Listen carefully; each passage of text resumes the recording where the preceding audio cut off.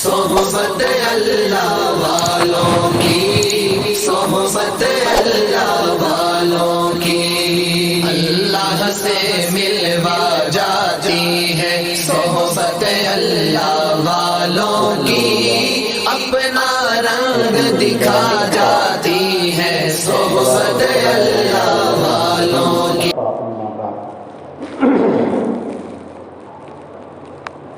اعوذ باللہ من الشیطان الرجیم، بسم اللہ الرحمن الرحیم۔ یا ایہا الذین آمنوا اتقوا اللہ حق تقاتہ ولا تموتن الا وانتم مسلمون۔ وقد ورد في الخبر عن النبي الصادق الأبر صلى الله عليه وسلم أنه قال: من كان آخر كلامه لا إله إلا الله دخل الجنة، أو كما قال عليه الصلاة والسلام۔ واجب التکریم بزرگوں، پردہ نشین میری ماں بہنوں، یہ دنیا چند روزہ زندگی ہے، عارضی زندگی ہے۔ اس دنیا میں نہ کوئی ہمیشہ رہا ہے نہ کوئی ہمیشہ رہے گا۔ بحیثیت مسلمان ہونے کے ہمارا اور آپ کا یقین ہے کہ اس دنیا کے بعد جو آخرت کی زندگی ہے وہ ابد الآباد، ہمیشہ ہمیشہ کی زندگی، وہ نہ کبھی ختم ہوگی نہ کبھی ختم ہونے والی۔ اس دنیا کے اندر انسان اپنی روزمرہ کی ضروریات کی تکمیل کے لیے، اپنے روزی روٹی کے لیے، اپنی بہت ساری ضروریات کے لیے جس طرح مال دولت کا محتاج ہے، روپیے پیسے کا محتاج ہے، اس سے کہیں زیادہ انسان آخرت میں اعمال کا محتاج ہے۔ اس دنیا میں ضروری نہیں ہے کہ ہمارے پاس تمہارے پاس روپیہ پیسہ ڈھیلا رہے تو ہی۔ دیکھیے دنیا میں کتنے لوگ ہیں، غریب، فقیر، فاقہ کش، قلاش، نان شبینہ کے محتاج، ان کے پاس کچھ نہیں ہے، لیکن ان کی زندگی بھی بہرحال گزر رہی ہے، کسی کے مدد سے، کسی کے تعاون سے، بھیک مانگ کر، کسی نہ کسی طریقے سے دنیا کی زندگی کٹ رہی ہے۔ لیکن آخرت کا جو معاملہ ہے، آخرت کا معاملہ تو لا بیع فیہ ولا خلۃ ولا شفاعۃ۔ حضور اکرم صلی اللہ علیہ وسلم نے بطور مثال کے اس مضمون کو بیان کیا۔ حضور صلی اللہ علیہ وسلم نے ارشاد فرمایا، ایک شخص ہے، اس کے 3 بھائی ہیں، وہ اپنے ایک بھائی کو بلا کر پوچھتا ہے کہ بھائی تو میرا بھائی ہے، میں تیرا بھائی ہوں، تو دیکھ رہا ہے کہ میں بیماری آرامی کے کس پیریڈ سے گزر رہا ہوں، تو میرے ساتھ کیا میرا ساتھ دے گا، کہاں تک میرا ساتھ دے گا؟ وہ کہتا ہے بھائی تو میرا بھائی ہے، میں دنیا میں جیتے جی تیرا ساتھ ہوں، جب تک تو دنیا میں ہے میں تیرے ساتھ ہوں، تیری تیمارداری کروں گا، تیرا علاج معالجہ کروں گا، اور جب تو مر جائے گا تو میں دوسرے کے پاس چلا جاؤں گا۔ اس نے دوسرے بھائی کو بلا کر پوچھا، اس نے کہا بھائی تیرا میرا تعلق تو قبر کے گڑھے تک ہے، آج تو حیات ہے، میں تیرے ساتھ ہوں، کل تو مر جائے گا تو تجھے نہلاؤں گا، کفن پہنا کر تیری نماز جنازہ پڑھ کر تجھے قبر کے گڑھے میں، قبر میں دفن کر کے آ جاؤں گا، تیرا میرا تعلق وہاں تک ہے۔ اس نے تیسرے بھائی سے پوچھا، اس نے کہا بھائی میں تو زندگی میں بھی تیرا ساتھی ہوں، بیماری آرامی میں بھی تیرا ساتھی ہوں، مرنے کے بعد بھی تیرا ساتھی ہوں، حتیٰ کہ قبر کے گھڑے میں بھی تیرے ساتھ ہوں۔ جب لوگ مٹی ڈال کر ہاتھ جھٹک کر آ جائیں گے اس وقت بھی میں قبر میں تیرے ساتھ ہوں۔ حضور صلی اللہ علیہ وسلم نے پوچھا بتلاؤ ان بھائیوں میں سے سب سے بہترین اچھا بھائی کون سا ہے؟ صحابہ کرام نے فرمایا وہی بھائی جو نہ صرف زندگی میں ساتھ دے بلکہ مرنے کے بعد قبر کے گھڑے میں بھی ساتھ دے۔ حضور اکرم صلی اللہ علیہ وسلم نے فرمایا سن لو، وہ بھائی جو انسان کی جیتے جی زندگی تک اس کا ساتھی ہے، آنکھ بند ہونے کے بعد دوسرے پاس چلے جانے والا وہ انسان تو اس کے مال و دولت، جب تک انسان کی آنکھ کھلی ہے، جب تک مال و دولت، بلکہ اتنی بھی دیر نہیں ہے جی۔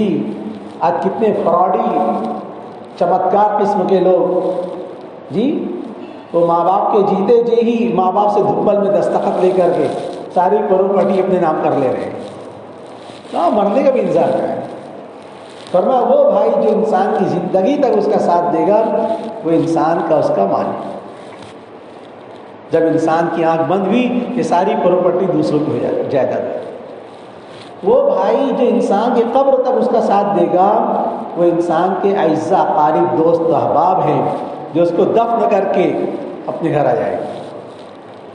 اور وہ بھائی جو قبر کے گڑھے میں بھی اس کا ساتھ دے گا وہ بھائی انسان کے اس کے اعمال ہیں، اعمال صالحہ، ایسا چیز ایک ایسا کارآمد مفید نفع بخش ساتھی ہے جو دنیا میں بھی ساتھ ہے آخرت میں بھی۔ میں یہ عرض کر رہا تھا کہ آخرت کا جو معاملہ ہے وہ ظاہری دھن دولت پر نہیں ہے، وہ ظاہری زر زمین جائیداد پراپرٹی پر نہیں ہے، وہاں تو نیکیوں کا سکہ چلتا ہے۔ اور اس کی شروعات موت سے ہوتی ہے۔ موت معیار ہے آخرت کی زندگی۔ موت سے مراد دیکھ انسان زندگی بہت اچھی گزارے لیکن خاتمہ ایمان پر ہونا چاہیے، مرتے مرتے کلمہ نصیب ہو، خاتمہ حسن خاتمہ کی دولت سے مالا مال ہو، تب تو کہا جائے گا کہ آخرت کی زندگی میں یہ کامیاب کامران ہے، سرفراز سرشار ہے، سرفراز ہے۔ اور دنیا کی زندگی تو بہت امن چمن کے ساتھ گزری، بہت حساس بشاس، لیکن افسوس اگر خدا نہ خواستہ مرتے مرتے ایمان کی دولت ساتھ نہیں رہی، ایمان کی دولت ختم ہو گئی تو خسرت دنیا والآخرہ، دنیا بھی اور آخرت بھی خسارے میں رہی۔ اسی کو کہتے ہیں حسن خاتمہ، خاتمے کی فکر۔ ہر ایمان والے کو حسن خاتمے کی فکر ہونی چاہیے۔ دیکھیے ہم اور آپ حضرت یوسف علیہ السلام خود نبی ہیں، حضرت یوسف علیہ السلام خود نبی ہیں، ان کے ابا یعقوب نبی ہیں، ان کے ابا اسحاق نبی ہیں، اور ان کے ابا ابراہیم نبی ہیں۔ نبیوں کے خاندان، نبیوں کے خاندان کا چشم چراغ خود نبی، اور اتنے جلیل القدر نبی کہ اللہ تعالیٰ نے ان کے عنوان سے، ان کے نام سے قرآن کریم میں پوری ایک سورت نازل فرمائی، سورہ یوسف۔ لیکن دیکھیے حضرت یوسف علیہ السلام اپنے حسن خاتمے کے بارے میں اللہ سے دعا مانگ رہے ہیں، فاطر السماوات والارض، اے آسمان و زمین کو پیدا کرنے والے، انت ولی فی الدنیا والآخرہ، آپ ہی میرے کارساز ہیں، میرے مددگار ہیں، دنیا میں بھی آخرت میں۔ توفنی مسلمہ والحقنی بالصالحین، مجھے وفات دیجیے اسلام کی حالت۔ نبی کو فکر ہے۔ حضرت یعقوب علیہ السلام کا انتقال ہو رہا ہے، اپنے بچوں سے پوچھ رہے ما تعبدون من بعدی، تم میرے بعد کس کی عبادت کرو؟ یہ ہے حسن خاتمے کی فکر۔ جو شخص جتنے بڑے درجے کا تھا اس کو اتنی زیادہ حسن خاتمہ کی، اپنے ایمان پر خاتمہ ہو جائے، اس کی فکر دامن گیر۔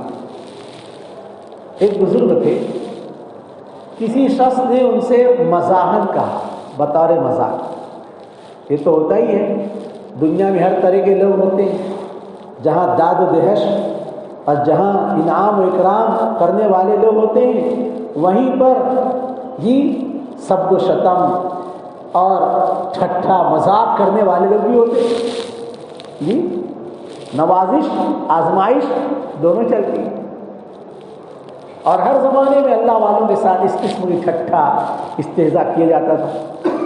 بزرگ ہوتے، ان سے کسی نے پوچھا، حضرت میرا ایک بکرا ہے، اس کی داڑھی نا آپ کی داڑھی کے جیسی ہے۔ میرا ایک بکرا ہے، اس کی داڑھی آپ کی داڑھی کے جیسی ہے، تو میرے بکرے کی داڑھی بہتر ہے، آپ کی داڑھی بہتر ہے، افضل ہے، کیا ہے؟ بات تو مذاق کی لگ رہی، لیکن دیکھو اللہ والے وہ ہوتے ہیں جنہیں ہر وقت فکر دامن گیر ہوتی ہے، ہمارا خاتمہ ایمان پر ہو ہے۔ ان بزرگوں نے کہا، بھائی اس کا فیصلہ ابھی نہیں ہے، تیرے بکرے کی داڑھی وہ بہتر ہے یا میری داڑھی یہ بہتر ہے، اس کا فیصلہ ابھی نہیں ہو سکتا۔ پھر فرمایا اس کا فیصلہ تو اس وقت ہوگا جب میرا خاتمہ ہو، جب میرا انتقال ہوگا۔ اگر میرا خاتمہ ایمان پر ہو گیا تو میری داڑھی تیرے بکرے کی داڑھی سے بہتر ہے، ایمان پر خاتمہ۔ اور اگر خدا نہ خواستہ میرا خاتمہ ایمان پر نہیں ہوا تو پھر میری داڑھی تیرے بکرے کی داڑھی میری داڑھی سے بہتر ہے، خاتمہ ایمان پر۔ حضرت مولانا محمد علی مومنی رحمۃ اللہ علیہ بڑے عالم گزرے ہیں، صاحب نسبت بزرگ، ان سے کوئی پوچھتا حضرت خیریت سے تو ہو؟ فرماتے میاں ابھی کیا خیریت پوچھتے ہو، خیریت تو اس وقت ہوگی جب ایمان پر خاتمہ ہو، ابھی کیا خیریت، ابھی تو چل رہے ہیں پھر رہے ہیں۔ جب ایمان پر خاتمہ ہو جائے تب اصل خیریت ہے، ایمان پر خاتمہ نہیں ہو تو کہاں خیریت ہے۔ اس لیے میرے بھائیوں، تمام اللہ والے اکابرین، بزرگان دین، اولیاء کرام جی، ہر انسان کو حسن خاتمہ کی فکر دامن گیر، اور حسن خاتمہ مطلوب ہے، لیکن وہ کیسے ہوگا؟ حضور اکرم صلی اللہ علیہ وسلم غمگین تشریف فرما، غمگین رنجیدہ حضرت جبریل علیہ السلام تشریف لائے، اللہ تعالیٰ کا سلام سنایا، اللہ تعالیٰ نے آپ کو سلام پیش کیا اور پوچھا کیا بات ہے میرے محبوب، میں آپ کو بہت غمگین دیکھ رہا ہوں۔ اللہ تعالیٰ کو تو سب معلوم ہے، لیکن دل جوئی کے طور پر میرے محبوب کیا بات ہے، میں آپ کو بہت غمگین دیکھ رہا ہوں۔ حضور صلی اللہ علیہ وسلم نے فرمایا مجھے میری امت کی فکر بڑھتی جا رہی ہے، امت کی فکر ہے میرے بھائی، سوچنے کی بات ہے۔ صالح وہ تو امت کو بھولے ہیں نہ بھولیں گے، غافل مگر امت ہے سرکار دو عالم سے۔ آج امت کو نبی کی کیا فکر ہے؟ کوئی فکر ہے جی؟ حضور صلی اللہ علیہ وسلم کے احسانات کے حق کی ادائیگی میں ہمارے پاس کتنے درود شریف کا معمول ہے، حضور کی سنتوں کا کتنا جتن ہے، کتنا اہتمام ہے، جائزہ لے لیجیے۔ حضور صلی اللہ علیہ وسلم تو دنیا میں بھی تھے تو امت کی فکر میں، عرش پر پہنچے تو بھی امت کی فکر میں، کل میدان محشر میں وہاں بھی امت کی فکر۔ فرمایا مجھے میری امت کی فکر بڑھتی جا رہی ہے۔ حضرت جبریل علیہ السلام نے پوچھا کس کے بارے میں؟ مومنین کے بارے میں یا غیر مومنین کے بارے میں؟ تو میں ہے تو دونوں بارے، ایک امت دعوت ہے، ایک امت اجابت ہے۔ حضرت جبریل علیہ السلام حضور صلی اللہ علیہ وسلم کو لے کر ایک قریب کی قبرستان میں تشریف لے گئے جہاں پر بنو سلمہ کے لوگ مدفون ہیں۔ حضرت جبریل علیہ السلام نے قبر پر سر مارا، فرمایا قم باذن اللہ کے حکم سے اٹھ کھڑا ہو۔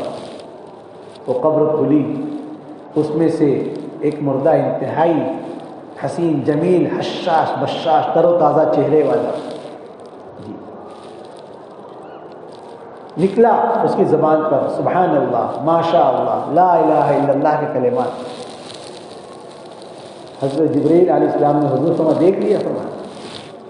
تو جبریل علیہ السلام نے فرمایا اللہ کے حکم سے واپس چلا جائے, مردہ واپس چلا جائے.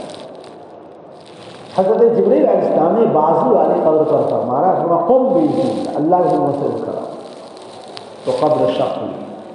اس میں سے مردہ انتہائی قبیح بد انتہائی پریشان حال, چہرے سے حیرانی پریشانی ٹپک رہی ہے, زبان پر یا حسرت ہائے افسوس ہائے افسوس.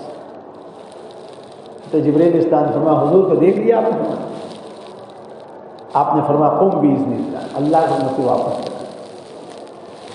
حضرت جبریل علیہ السلام نے فرمایا اللہ کے رسول یہ آپ کی امت کے لوگ, یہ آپ کی امت کے لوگ, یہ کل قیامت میں اسی حال میں اٹھائے جائیں گے. کل قیامت میں اسی حال میں اٹھائے جائیں گے جس حال میں ان کا انتقال ہوا ہوگا. اور انتقال کے بارے میں مت سمجھو کہ ہاں ایزی معاملہ ہے. جا کر دیکھو دواخانوں میں مرنے والوں کو. ڈاکٹر نور ایک ڈاکٹر ہے, انہوں نے کتاب لکھی موت کے عبرت انگیز واقعات. لکھتے ہیں کہ میرے وارڈ میں جتنے مسلمان انتقال ہوئے ہیں مجھے اس بات کی فکر دامنگیر ہوتی تھی کہ مسلمان ہیں, ان کا انتقال کلمے پر ہوتا ہے یا بغیر کلمے کا ہوتا ہے. فرماتے ہیں 100 میں سے 3 لوگ میرے وارڈ میں ایسے ہوئے جن کا انتقال ایمان کلمے کی حالت میں ہوا. 97 لوگ کا انتقال غیر کلمے کی حالت میں, کوئی گانا گاتے مر رہا ہے, کوئی ناچتے مر رہا ہے, کوئی کسی حال میں مر رہا ہے. شیخ الحدیث مولانا زکریا رحمۃ اللہ نے فضائل صدقات میں واقعات لکھے. ایک شخص مر رہا ہے, اس کے انتقال کا وقت قریب ہے, لوگ اسے کلمے کی تلقین کر رہے ہیں. کلمہ کہاں سے ادا ہوگا؟ وہ کہہ رہا ہے تو بھی پی مجھے بھی پلا, تو بھی پی مجھے بھی پلا. معلوم ہے زندگی اس کی اسی میں گزری. یہ پینا پلانا سمجھ رہے نہیں سمجھ رہے, اس سے آگے مجھ کو بولنے مت لگائے. زندگی اسی میں گزری. زندگی بھر جب بولا مرتے مرتے وقت بھی وہی تو بھی پی مجھے. ہمارے دوستوں نے تو مالیگاؤں کے عجیب و غریب واقعہ ہے. ایک شخص کا انتقال اس حال میں ہوا, ایک بوتل جیب میں رکھی ہے, ایک بوتل منہ میں لگی ہے, اور اسی حال میں انتقال ہوا. سوچیے کیا ہو. یہ مسلمان جن کو کلمہ نصیب ہونا چاہیے, نماز کی موت نماز کی حالت میں مرنا چاہیے, سجدے والی موت ملنی چاہیے, مکہ مدینے کی موت ملنی. کیا ہوا؟ مر رہے کس حال میں؟ شراب کی بوتل منہ سے لگی ہوئی اور اسی حال میں انتقال ہوا. کتنا. اور اسی مالیگاؤں کا واقعہ ہے. سرجن ہے, داڑھی بنا رہے ہیں, داڑھی چھل رہے ہیں, اور داڑھی کھلاتے کھلاتے آدھی داڑھی چھلی تھی, آدھی باقی اسی حال میں انتقال ہو گیا. بتلائیے کل خدا کل قبر میں حضور کو کیا منہ بتلائیں گے؟ حضور کو یہ ظالم تجھ کو میرے چہرے سے بھی نفرت تھی, داڑھی کھلا کھلا کر آیا میرے پاس, کیا جواب دیں گے؟ زندگی جیسی گزرتی ہے ویسی موت بھی آتی. مطمئن مت رہیے کہ میرا نام تو عبداللہ ہے, میرا نام عبد الرحمن ہے, میرے ابا کا نام معین الدین ہے, میرے دادا کا نام رفیع الدین ہے, میرے پردادا شمس الدین ہے. نام رکھ لینے سے کچھ نہیں. نام تو نے محمد علی رکھ لیا, کیا یہی بس مسلمان کی پہچان ہے؟ مرتے مرتے کلمہ نصیب ہو جائے تب اثر ہے. اور مرتے مرتے کلمہ نصیب اس وقت تو ہوتا ہے جب انسان پوری زندگی کلمہ پڑھتے پڑھاتے گزرتا ہے. میں نے جو واقعات سنا ہے یہ کس بات کے ہمراز ہیں؟ یہ واقعات بتلا رہے ہیں کہ جس حال میں زندگی گزرے گی اسی حال میں موت بھی آئے گی. زندگی اچھی گزرے گی موت اچھی آئے گی. زندگی پوری گزرے گی گناہوں میں, فسق و فجور میں, عیاشی میں, شراب نوشی میں, جی اللہ حفاظت فرمائے موت بھی اسی حال میں آئے گی. اس کے لیے حضور اکرم صلی اللہ علیہ وسلم نے فرمایا تحشرون کما تموتون وتموتون کما تحیون. لوگوں تم مرنے کے بعد اپنی قبروں سے اسی حال میں اٹھائے جاؤ گے جس حال میں تم مرو گے. اور کس حال میں مرو گے؟ جی اس حال میں مرو گے جس حال میں تمہاری زندگی گزرے گی. پوری زندگی معیار ہے خاتمے کا.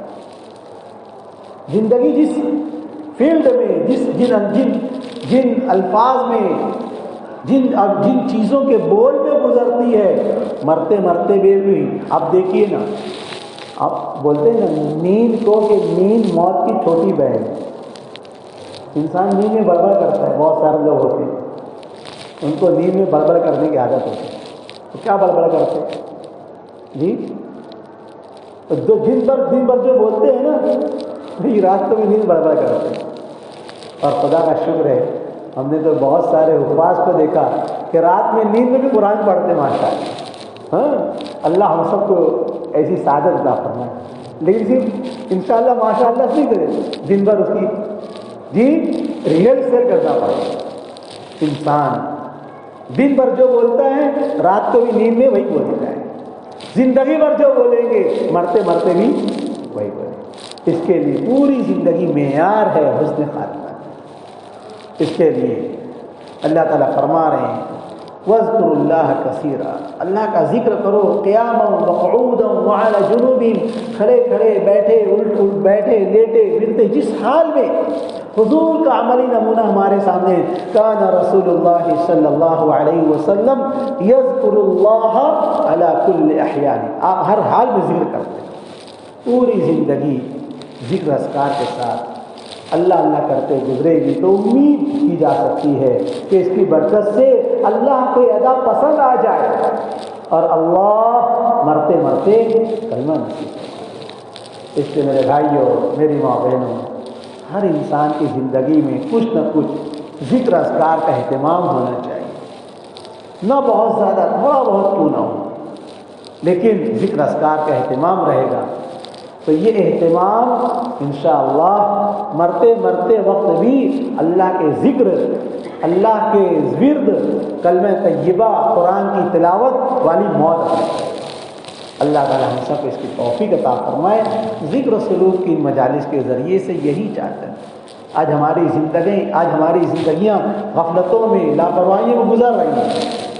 کہاں جا رہے ہیں؟ کہیں نہیں. کیا ہے؟ کچھ نہیں. ایسی زندگی گزار رہے ہیں. آپ کو معلوم ہے وہ حدیث آپ نے سنا ہوگا. ارے بھائی میرا بیان تو پورا ہونے دو. آپ نے حدیث سنا ہوگا کہ جو قوم کسی جگہ بیٹھے اور اللہ کا ذکر اور نبی پر درود پڑھے بغیر اٹھ جائے، کل مجلس ان کے حق میں ندامت، شرمندگی ہو. اور بعض حدیثوں میں فرمایا ایسے لوگ ہیں جیسے مرے ہوئے گدھے کی لاش پر سوتے ہیں. کیوں؟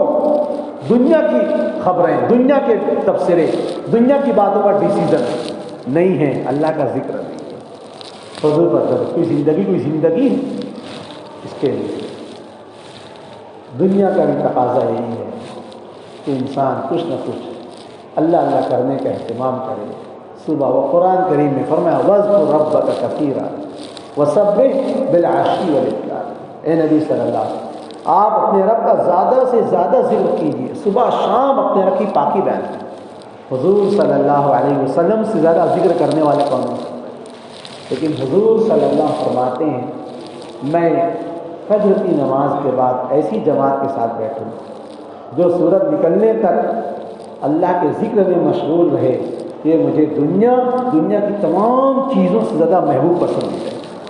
سوچیے حضور کو ایک چیز پسندیدہ ہے اور ہمیں وہ چیز پسند ہی نہیں ہے، ہمیں سمجھ ہی نہیں آ رہی. ہاں تو پھر حضور سے مناسبت کیسے ہوگی؟ حضور کی اس سے محبت کیسے حاصل ہوگی؟ اس لیے اللہ تعالیٰ عمل کی توفیق عطا فرمائے. اللہ